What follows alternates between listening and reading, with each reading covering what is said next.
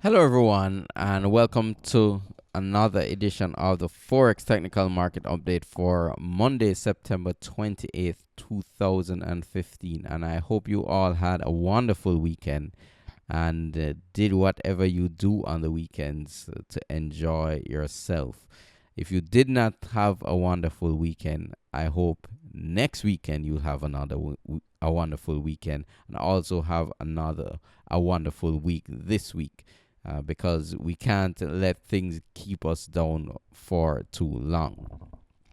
Okay, so we have in front of us the daily chart of the euro versus US dollar, as you can see, the euro is up this morning here at 112.36 versus the US dollar. Now we're seeing a fairly strong sell-off in the stock market as of this recording, and that seems to be fueling the US dollar to the upside. The euro to the upside. Now, resistance in this market comes in at this, I would say, resistance is at this spike high. If the spike high right here that we can see in this 117 area, and support in the euro is at currently comes in at this trend line that I'm going to draw here, and the one it intersects at this point in time probably around the 110 area. We see the market intersecting, so that is where our support point is in this market, and resistance is up at this spike high. Let me draw a line. This is our area of resistance in the euro. And this market has essentially really been in a consolidation pattern, meaning it has been moving sideways and not really doing much over the last 7 months. If you really take a look at the euro, you see that the low in the market is just above 104, and the high is just 117. Very narrow range for this currency pair. The market hasn't really been trending in any direction, and we see that swing traders that are trading the euro and trading the currency complex in general may be seeing an era of flatness in their accounts. But as I keep saying, as with every time of consolidation, there comes the breakout, and I suspect it will happen in the last quarter of this year, where this market may really move in either direction.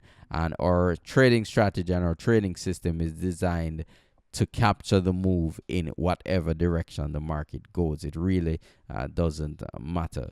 When you are trading, it definitely you have to be a patient person.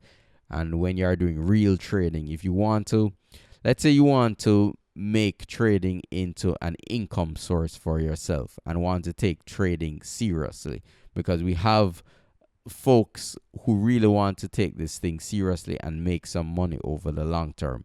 We also have some get rich quick type folks who think they can just get in the market and make a couple $1,000s and then get out quickly. This is not the market for that. If you have that mentality, you are more into gambling. This is a market you can make an income over the long term if you take it seriously. And if you would like to do that, you have to become very patient, and you cannot succumb to human emotions of being impatient or human emotions of getting frustrated, because that is the enemy of a profitable trader. Okay, so we're looking at this 117 level in the euro, and also the trend line coming up at 110. Taking a look at the British pound, we see that we're bouncing at support. Market traded down to support in the 150 level, and we're currently bouncing at that level. Keep in mind, this is also a monthly pivot point. Pivot point support is down at this 152 area in the British pound. Monthly pivot point is actually 151.80. So we're seeing some support at this point with the British pound. Japanese yen versus US dollar, market selling off in response to the down move in the stock market, but we're still in a consolidation pattern here with the yen, and this market could break in either direction. It could break to the upside or the downside. You just have to wait for the break and react when the break does occur. Critical support in this market is down at 116. I'll draw it with this red line here.